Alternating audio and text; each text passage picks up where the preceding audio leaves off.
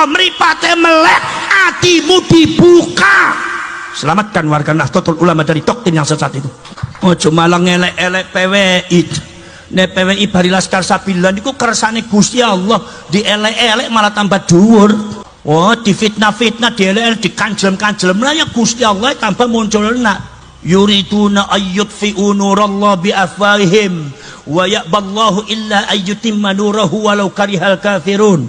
Mereka semua berkehendak untuk memadamkan nur cahaya Allah dengan mulut-mulut mereka, siapapun orangnya, tapi Allah menentangnya. Justru Allah akan menyempurnakan cahayanya itu.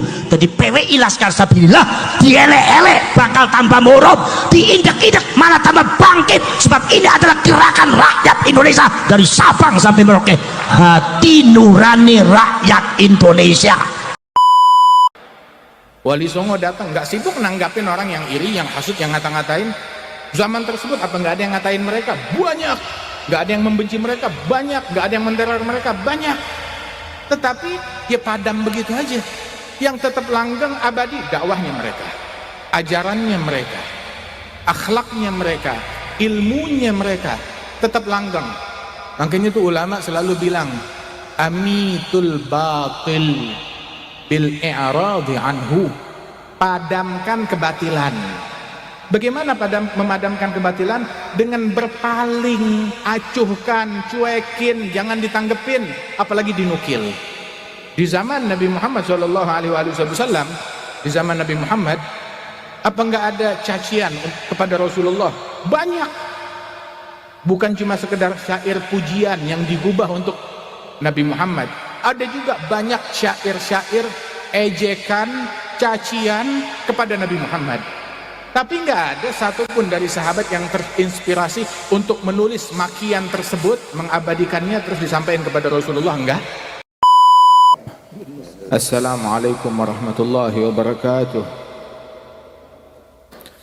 Alhamdulillah wassalatu wassalamu ala Sayyidina Rasulillah Sayyidina Muhammad bin Abdullah wa ala alihi wa sahbihi wa mawalah. Ma ba'd. Kita bersyukur kepada Allah Subhanahu wa taala pada malam hari ini Allah taala kumpulkan kita di tempat yang mulia ini, di Pondok Pesantren Manba'us Shalihin. Mudah-mudahan Allah taala jadikan kita semuanya sebagai kaum shalihin insyaallah, yang mencintai kaum shalihin dan tergolong dari kaum shalihin dan dikumpulkan hari kiamat bersama kaum shalihin. Amin ya rabbal alamin.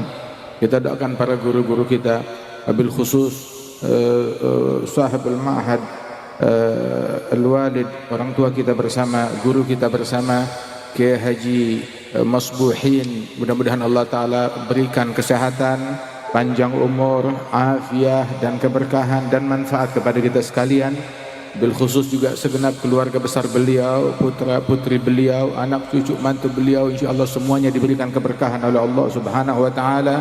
Gus Huda, Gus Anas, Gus Muh dan semua segenap para guru-guru kita, termasuk dewan guru dari Manba'us Shalihin, para santri, santriwati dan juga para wali murid dan juga para alumni dan juga warga sekeliling dan juga para donatur dan semua yang punya andil di dalam berjalannya kegiatan belajar, mengajar, dakwah dan kebaikan ini. Allah Subhanahu wa taala insyaallah jadikan kita semuanya sebagai orang-orang yang saleh, yang taqwa, yang istiqamah, yang diberikan berkah oleh Allah taala. Amin ya rabbal alamin.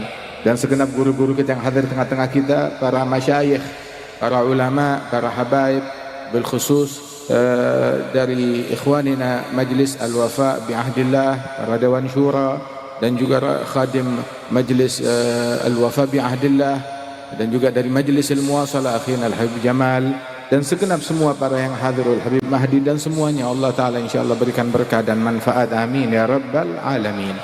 Alhamdulillah, ini tempat-tempat yang berkah yang dinamakan oleh orang-orang yang berkah. Mereka kalau memberi nama akan satu hal, maka bukan sekedar nama kosong, akan tetapi nama yang ngasih nama berarti dia menjamin, berarti dia tanggung jawab, dan diberikan nama oleh orang-orang besar, mulai dari pemilihan tempat sebagai pondok pesantren, kemudian juga penamaannya Masya Allah dibimbing oleh orang-orang yang dimuliakan oleh Allah Subhanahu wa ta'ala, seperti Kiai Abdullah Faqih Langitan, Kiai Uthman Al-Ishaqi, dan juga Kiai Hamid yang datang ke sini juga, dan segenap para ulama, para masyayikh, para habaib, guru kami Al-Habib Umar yang datang ke tempat ini bukan sekali, bukan dua kali, berkali-kali.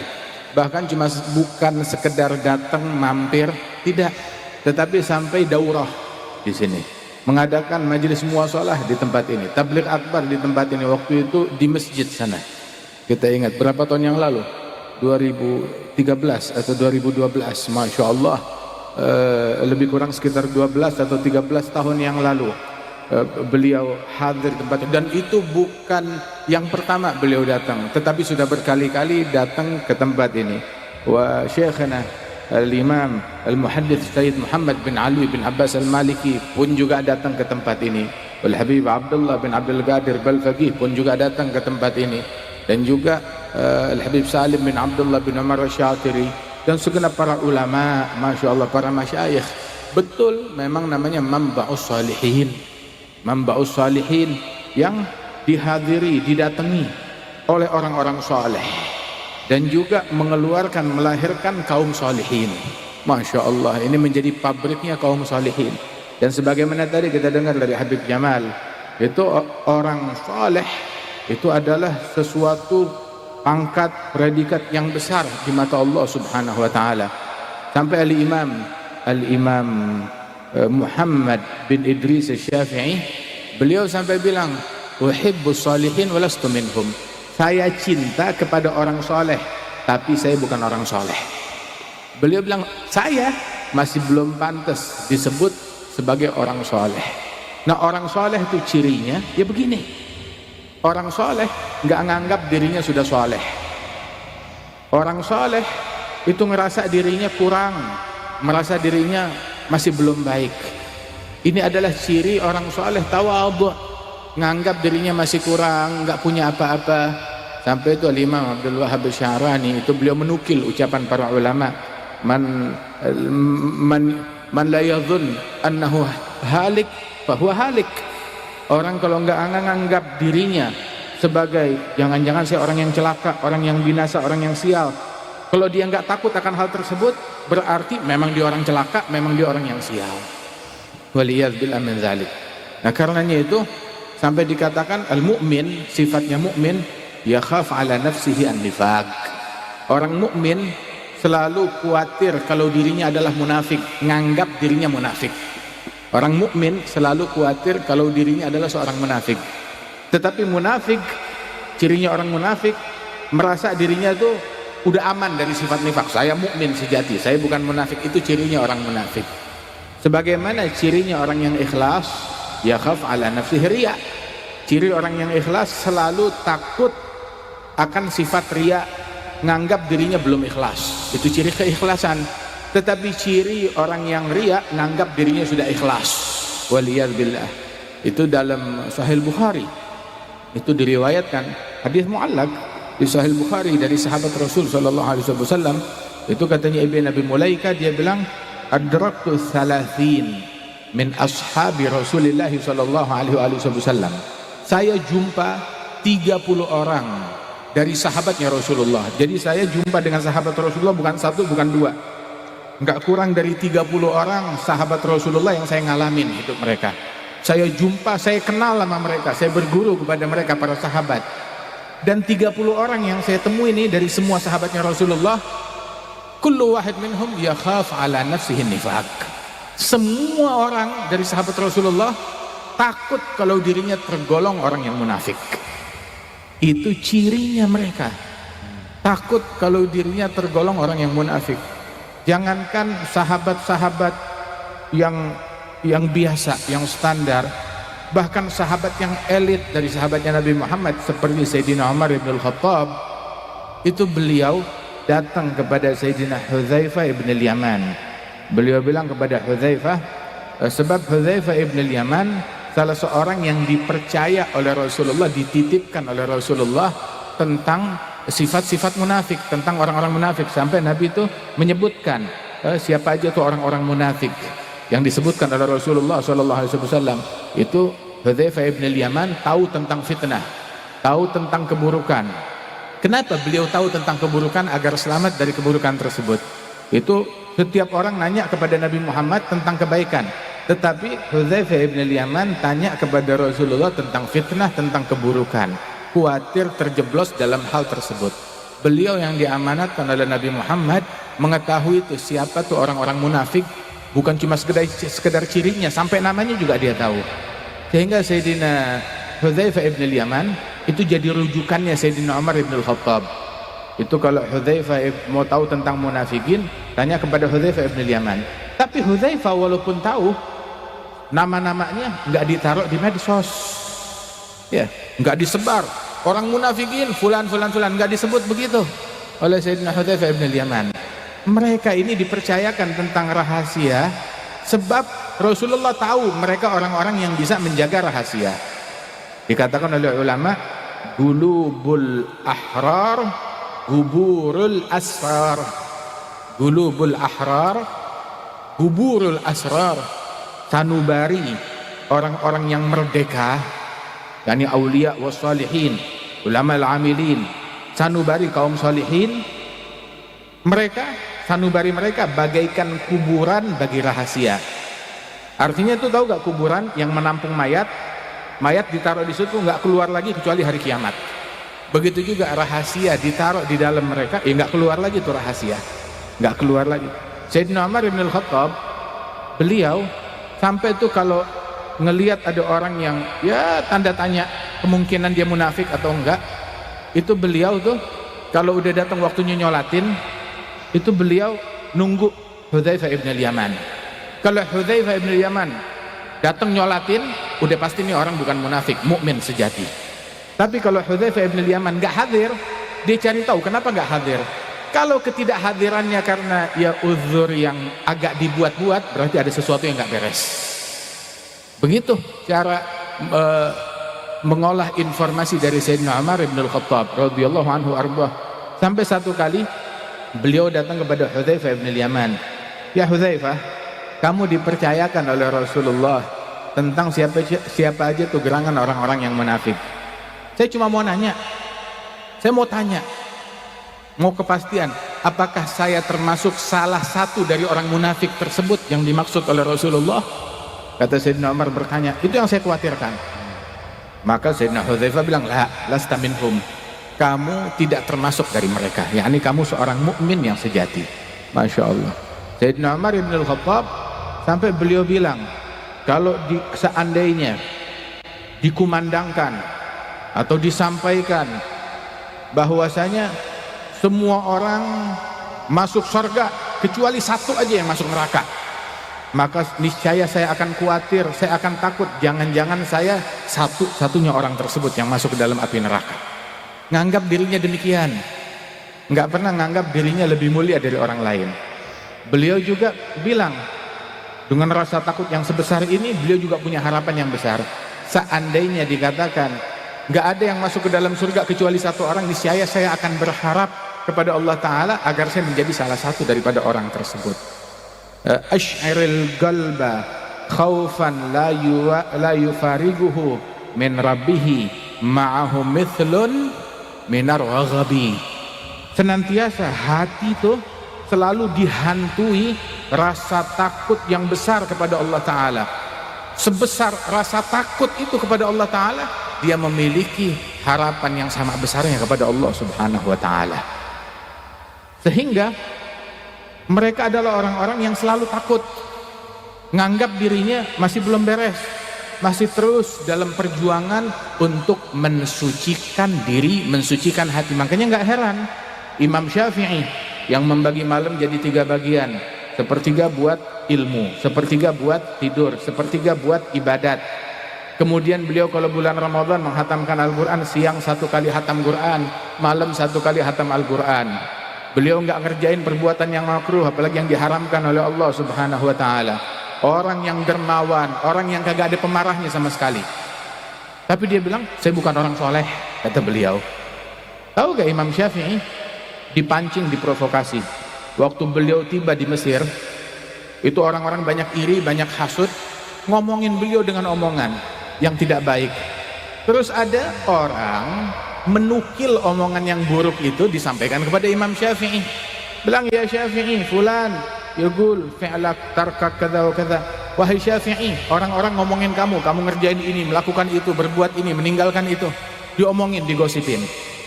Imam Syafi'i orang yang nggak mudah terpancing, orang yang nggak mudah terprovokasi. Kenapa? Sebab dia alim, dia orang alim.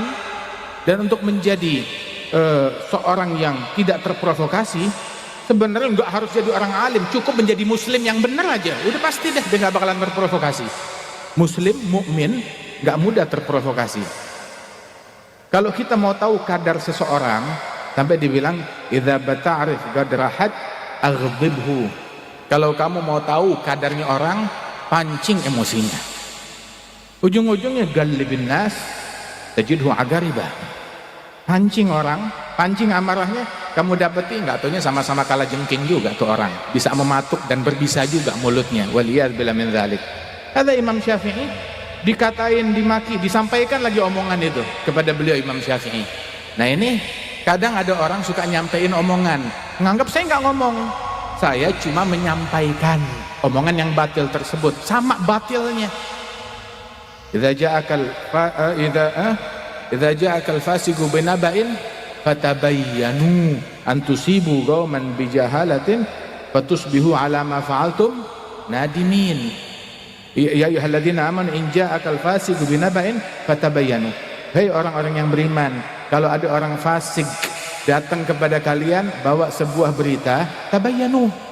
Jangan langsung memvonis, jangan mudah terpancing, jangan mudah langsung menghakimi, memvonis orang tersebut. Akhirnya kita nyesel.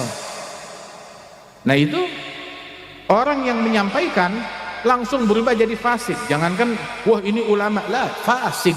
Siapa yang menuntut ilmu dari orang fasik? Siapa yang mau berguru kepada orang fasik? Siapa yang mau mengambil teladan dari orang fasik? Waliyadzubillah min dzalik. Gadiman dibilang man la yanfa'uk lahdhuh la yanfa'uk lafdhuh. Kalau mau nuntut ilmu, lihat, cari, pilih guru dengan benar. Kalau mau pilih guru yang dengan melihatnya kamu bisa ngambil manfaat sebelum ucapannya memberi manfaat.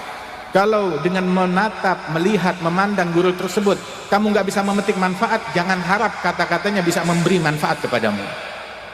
Walidzalik bilang idza ru'u yushharu dzikrullahi fa huwa lahum sima 'alal jibahi yu'rafu ma'nahum bil ishtibahi min haitsu ma yu'rafu dzul jalali lahum min at-taqwa ajallu zina inda liqahum tanzilu sakinah tahsulul jam'iyyatul mubinah tujdzabul albabu bin fi'ali halu dzawid da'wa lahum tufarig binuri furqanin yarahu dzaik la birtifa'il jah wal khawarig wala bihusnil wa'dhi wal aqwali fa innahum kull munibin khashi' kullu dhi qalbin munirin lami' la man yushiran nas bil asabi' fa huwa min asiril masul khali. Alhasil Imam Syafi'i disampaikan omongan yang enggak baik, beliau enggak terpancing. Beliau bilang gad gila annallaha dzu waladin wa anna khairal khalqi gad kahana ma salimallahu min bariyatihi wala nabiyul huda kefana. Allah aja dituduh dibilang punya anak, Nabi Muhammad dituduh gila, tukang sihir, dukun. Allah enggak selamat dari mulut makhluknya, Nabi Muhammad enggak selamat dari mulut manusia, apalagi saya Muhammad bin Idris Syafi'i. Biarin aja, da'in nas ya qalbi yaqulun ma badalahum wattafiq billah rabbil khalaiq. Biarin orang ngomong semaunya. Yang ngomong kita nggak tanggung jawab atas apa yang diomongin oleh orang lain. Yang bertanggung jawab atas omongan orang adalah orang itu sendiri. Tapi tugas kita tanggung jawab atas sikap kita. Kita bertanggung jawab atas ucapan kita. Kita bertanggung jawab atas responnya kita. Kita bertanggung jawab akan akhlaknya kita. Kita bertanggung jawab akan kebersihan hati kita. Kita bertanggung jawab akan tawadhu'nya kita, akan sifat rendah dirinya kita, merasa diri kita kurang, merasa diri kita ya memang ya saya pantas diomongin. Itu Al-Imam Ali Zainal Abidin dicaci maki orang, bukan di belakang, di hadapannya. Begitu dicaci maki oleh orang lain, beliau bilang bahwasanya apa yang kamu ucapkan kalau itu benar, in sadaqta fa astaghfirullah. Kalau kamu benar, saya beristighfar sama Allah. Kalau kamu salah, yakni fitnah yang kamu ucapkan, fa astaghfirullah lakum. Maka saya memohon ampunan Allah untuk kalian, untuk engkau. Sampai beliau bilang, yang kamu sebutkan itu ada pada saya. Yang kamu tahu ada pada saya, yang kamu nggak tahu jauh lebih banyak lagi, kata beliau. Terus beliau bilang, alakah hajah, kamu punya hajat yang bisa saya bantu? Sampai itu orang malu, dia caci maki malah ditawarkan, apa yang bisa saya bantu? Akhirnya dia berikan sorbannya, jubahnya, kemudian dia berikan uang 1000 keping perak. Masya Allah, itu orang sampai ngelihat akhlak yang luar biasa.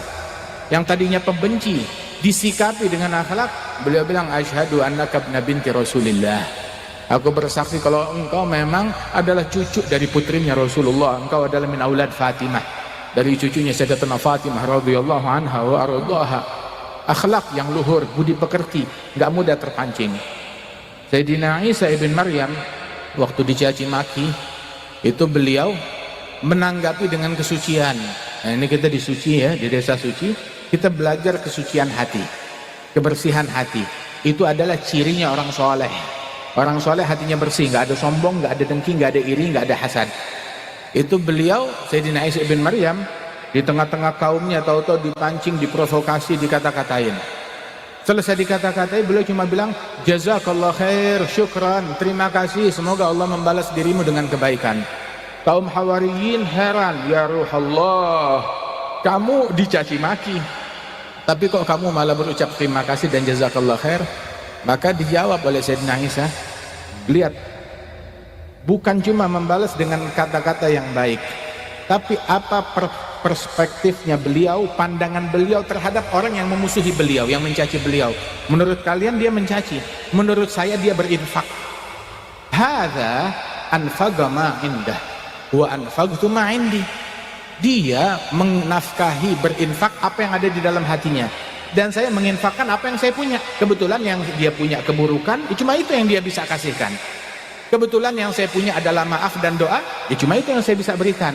Wa kullu ina'in billadzi fihi yamdahu. Setiap wadah akan memercikkan isinya. Yang isinya kebaikan, yang keluar dari dia juga kebaikan. Tapi yang isinya keburukan, yang keluar dari mulutnya juga keburukan. Alhamdulillah, kita di tempat ini, di tempat ilmu, di tempat suci ini kita belajar, kita melihat, ketemu dengan orang-orang suci, orang-orang mulia. Siapa orang-orang suci? Yang hatinya suci, yang ucapannya suci, yang perbuatannya suci, yang prasangkanya suci, yang ilmunya suci, yang amalannya suci. Apa tuh amalannya suci? Ilmunya suci, nggak ada kesombongan, nggak ada kedengkian, nggak ada iri, nggak ada hasud. Amalannya suci dari ujub, dari takabbur. Radhiyallahu anhum warḍahum.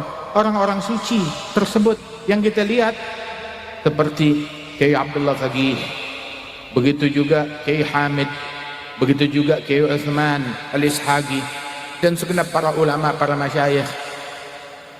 Mana pernah sampai kepada kita, wah ini fulan dari Syekh fulan pandai mencaci maki, pandai memprovokasi, pandai mengadu domba, omongannya kotor, tukang caci. Enggak ada. Mereka pewaris Nabi Muhammad yang sejati, la yaqulu wa la yaf'alu illa ma'rufa. Dikatain orang enggak ngatain, dicaci orang tidak mencaci, dijahatin orang enggak balas ngejahatin. Kenapa?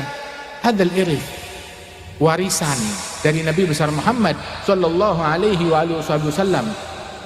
Enggak sibuk menanggapi setiap anjing yang menggonggong.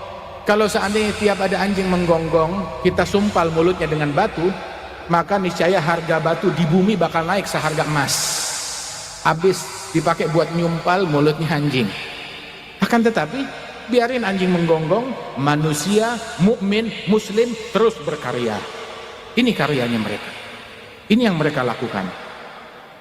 Wali Songo datang nggak sibuk nanggapin orang yang iri, yang hasut, yang ngata-ngatain. Zaman tersebut apa nggak ada yang ngatain mereka? Banyak. Nggak ada yang membenci mereka? Banyak. Nggak ada yang menteror mereka? Banyak. Tetapi ya padam begitu aja.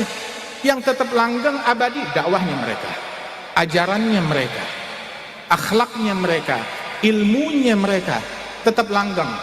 Makanya itu ulama selalu bilang, amitul batil bil i'radi anhu.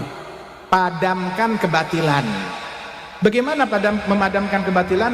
Dengan berpaling, acuhkan, cuekin, jangan ditanggepin, apalagi dinukil.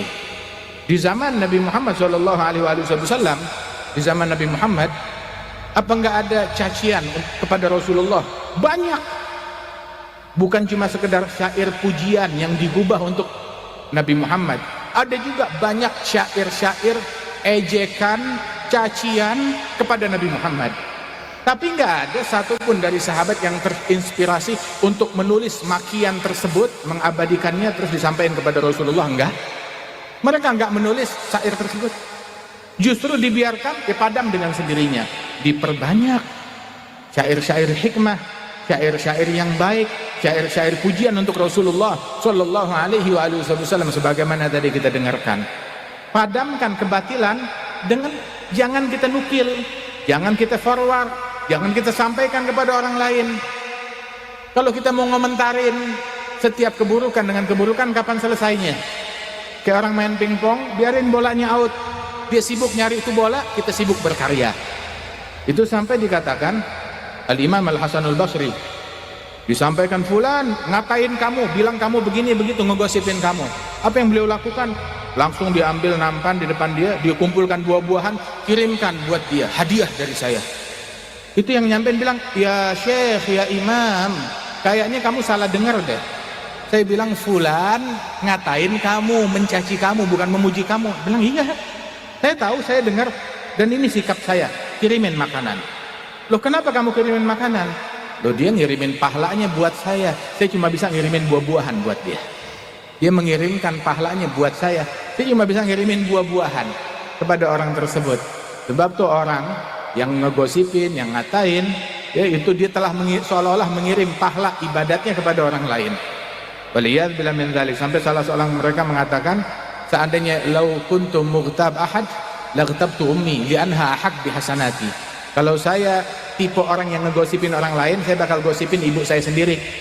Kenapa? Sebab dia yang paling berhak dengan pahala dari hasil ibadat saya. Masya Allah. Ada satu orang minal aulia, kebetulan bangun tahajudnya agak telat. Biasanya bangun 2 jam sebelum subuh, ini bangun setengah jam sebelum subuh. Diomelin oleh istrinya. Istrinya itu ngomel, bukan ngomel kalau lakinya bikin sesuatu yang gak beres, perkara duniawi, tapi ngomelin suaminya tatkala suaminya telat tahajud. Sampai suaminya itu dengar begitu, pagi hari dia bilang, wahai istriku, sudah, walaupun saya telat tahajud, kebanyakan ulama-ulama penghuni yang ada di Basra ini, mereka tahajud pahalanya dikirim buat saya. Loh kenapa? Soalnya mereka pada ngosipin saya, jadi pahalanya dikirim buat saya. Udah selesai, nggak usah dibahas lagi. Radhiyallahu anhum wa ardhahum. Karenanya saudara-saudara sekalian, itu contoh para ulama, para sholihin. Sibukkan diri kita dengan berkarya. Kita nggak bakalan bisa ngomong, nggak bakalan bisa mengontrol mulutnya orang lain. Kita cuma bisa mengontrol mulutnya kita. Kita nggak bisa bilang orang nggak ada boleh satu mulut pun yang ngatain kita, nggak mungkin. Kita nggak bisa mengontrol hatinya orang lain. Jangan membenci saya, nggak bisa. Tetapi kita bisa mengontrol hati kita untuk tidak membenci siapapun. Lakukan hal tersebut. Sayyidina Isa bin Maryam, lihat cara beliau mendidik murid-muridnya. Itu beliau ketika bersama kaum Hawariyin ngelewatin di tepi jalan ada seekor seonggok bangkai anjing. Saat melihat bangkai anjing tersebut, murid-muridnya semua pada komentar, alangkah busuknya. Yang satu lagi bilang, alangkah baunya. Yang satu bilang, alangkah joroknya, alangkah kotornya, alangkah kejinya. Wadah, omongan yang kagak enak didengar. Nabi Isa nengok ke arah murid-muridnya terus bilang, alangkah putih gigi daripada bangkai anjing ini. Alangkah putih giginya. Yang disebut hinggap kepada kelebihan, bukan hinggap kepada kekurangan orang lain. Hadza mu'min. Amal munafik yang dia cari kekurangan, kujur tubuh yang paling bagus, tapi dia hinggap pada yang paling buruk, pada koreng, pada luka, pada bangkai. Waliyadzubillah min dzalik. Alhamdulillah, Allah Ta'ala kenalkan kita kepada para masyayikh, itu para ulama, guru-guru kita, sampai bilang, saya kalau ngelihat atau mendengar dai, ustadz, tapi omongannya kasar, caci maki, provokasi, ngajak orang berantem, ngajak orang mendengki dan membenci. Omongannya itu isinya adalah kebun binatang. Udah nggak enak didengar. Saya kalau dengar begitu, saya bersyukur, sujud syukur sama Allah, saya bersyukur. Kenapa? Sebab saya kenal Islam nggak dari orang yang macam begini. Saya kenal Islam dari siapa? Dari Kiai Abdullah Faqih, dari Kiai Maimun Zubair, dari Kiai Hamid, dari Kiai Masbuhin, dari Kiai Uthman, dari para ulama, dari para masyayikh, dari Kiai Abdullah bin Umar, dari aulia wassalihin, alhamdulillah, yang mengenalkan kita kepada orang-orang soleh. Mudah-mudahan Allah Ta'ala dengan berkat kaum solihin, Allah Ta'ala masukkan kita di lingkaran kaum solihin, dihidupkan kita sebagai orang-orang solihin, diwafatkan kita sebagai orang-orang solihin, dijadikan keturunan kita kaum solihin, dan Allah Ta'ala kumpulkan kita besok hari kiamat fi zumratus solihin birahmatika ya arhamar rahimin rabihina syakirin tawaffana muslimin nub'ath minal aminin fi zumratis sabiqin bijahi taha rasul جد ربنا بالقبول وهب لنا كل سول رب استجب لنا آمين عطاك ربي جزيل كل فعلك جميل وفيك عملنا طويل فجد على الطامعين يا ربي ضاق الخناق من فعل ما لا يطاق فمن بفك الغلاق لمن بذنبه رهين واغفر لكل الذنوب واستر لكل العيوب واكشف لكل الكروب واكفي أذى المؤذيين واختم بأحسن ختام إذا دنا الانصرام وحان حين الحمام وزاد رشح الجبين وتغشى أرواح من تقدم من آبائنا وأجدادنا وشيوخنا الأكرمين سيما مؤسسي هذه المعاهد وشيوخهم ورجال هذا المعهد الله يتغشاهم برحمة والمغفرة يولي درجاتهم في الجنة وأن الله تعالى يشفي مرضانا يعافي مبتلانا يمن باللطف والعافية والشفاء العاجل لشيخنا كي مصبوحين يبارك في أثره يبارك في أولاده يبارك في أهله يبارك في معهده يبارك في أولاده يبارك في طلبته وأن الله سبحانه وتعالى يكتب لنا ولكم جميعا خيرات مسارات سعادات الدنيا والآخرات جاه خير البريات إلى حضرة النبي الفاتحة.